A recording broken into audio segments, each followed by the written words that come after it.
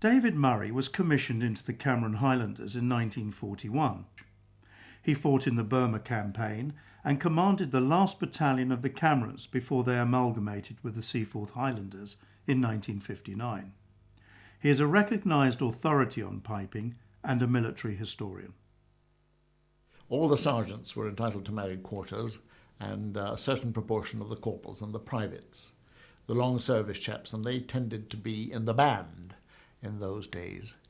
And when the rule was that when a boy reached the age of 14, he couldn't stay in the married quarters any longer. So what most of them did was they merely moved across and joined the regiment as boy drummers or boy pipers or boy bandsmen or boy tailors. I don't think there was any limit on the number of boys they could have.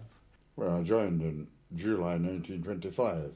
I was only 14. I was nearly 15, but still I was only 14. And life was pretty tough because although we were only boys, we were treated like men and did the same duties as the men. The only thing we didn't have was a rifle. We weren't allowed to touch a rifle. But we'd be up early in the morning and have to be dressed, and we'd do 3 parades before breakfast. We would do squad drill and PT and Highland dancing. We didn't have any PT kit in those days. We would do our squad drills first of all, and then take off our equipments and jackets and do PT, and then march over to the gym and take our shoes off and do Highland dancing in our stocking soles. And then came breakfast, which was pretty awful. Food then was terrible. John Lang joined as a boy piper in the early 1930s and was posted to the 2nd Battalion Gordon Highlanders, serving in the Far East. Well, I joined the Gordons when I was 15, just roughly about my birthday time. I went down to Aldershot to join the battalion. When the boys didn't go to any training to depot, we went straight to the battalion. I joined the battalion. And I could play the bagpipes before I joined the army, so therefore that helped me to get in probably quicker than I would have done otherwise. After arriving in the battalion, you're taken for an interview. I was interviewed by the commanding officer, who was Lieutenant Colonel Sam McClintock. And he told me I was very small, which I was, I suppose, for my age. And he said every time I was in the dining hall for a meal, to take 2 rations, everything. I was ready for the discipline, but my mother had warned me about it, that you must always call a sergeant, be very careful. She hadn't told me that you had to call a corporal. Anyway, the pay was 3 shillings per week. And out of that 3 shillings, you had to buy the normal stuff you needed: boot polish, Blanco, toothpaste, anything else at the army didn't supply with. You didn't have to buy cigarettes. Well, you weren't allowed to buy cigarettes. You weren't allowed to smoke until you were 18, irrespective of what part of the army you were in, whether band or drums or pipes. That was the rules. You weren't allowed to smoke until you were 18. And so you got these families with continuous service, the regiments, over a very long period. The girls had to leave home at 16 because they didn't want young and nubile girls hanging about the lines with 800 bachelors just over the war. And they used to go into service with the officers' families, or go into service locally as nurses and nannies and maids and that sort of thing.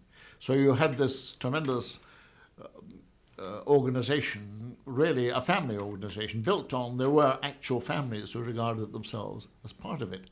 As a young piper, you were a boy more or less, and you were under control of your seniors, a piper in the band.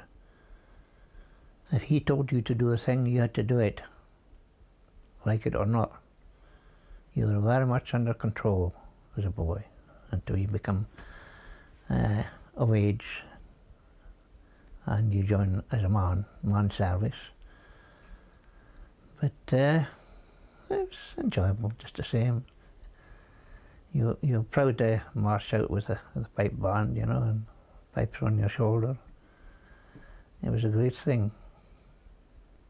But all the normal duties had to be performed. The barracks had to be maintained, boys found themselves doing the same work as the men. And the hardest was coal fatigue every Thursday. The whole battalion, every available man was taken out to carry coal all over the barracks. Coal to the officers' mess, coal to the NAFI, coal to married quarters, up and down the 3 blocks. It was terribly hard for a boy of 15, but it had to be done. Though the management regarded the families as rather a hindrance, and my mother used to tell a story of old Mrs. MacDonald, whose husband was Regimental Sergeant Major in the 1890s, and how when they were waiting to get on the troop ship at Gibraltar, the adjutant had called down from the deck, "Get the baggage on now!" And all the families, they picked up their children and their suitcases, and they went on to the troop ship, and that was rather how they were treated. 2 boys would go with the battalion, and they would get the same medals as the men, so there was tremendous competition. Boy Skeet went to the front with the 2nd Camerons in the Great War. He was one of the two boys who went with them. Youngsters, I think he was 16, 17 or something like that, but they wouldn't have been anywhere else, They were part of the thing, and there they were, and they were going to get the medal, and that was the great thing. But in the 1950s, they centralised the training of boys, and we lost something then because they were as lively as a bunch of monkeys. They were always knocking hell out of each other and getting all sorts of mischief. And they had to go to bed, had to be in bed by 9 o'clock every night, no smoking, all sorts of rules.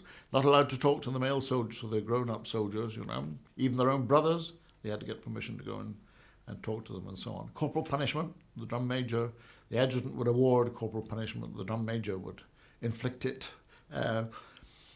It sounds terrible, but they were lively, cheerful, and a great source of fun and enjoyment, to have them about.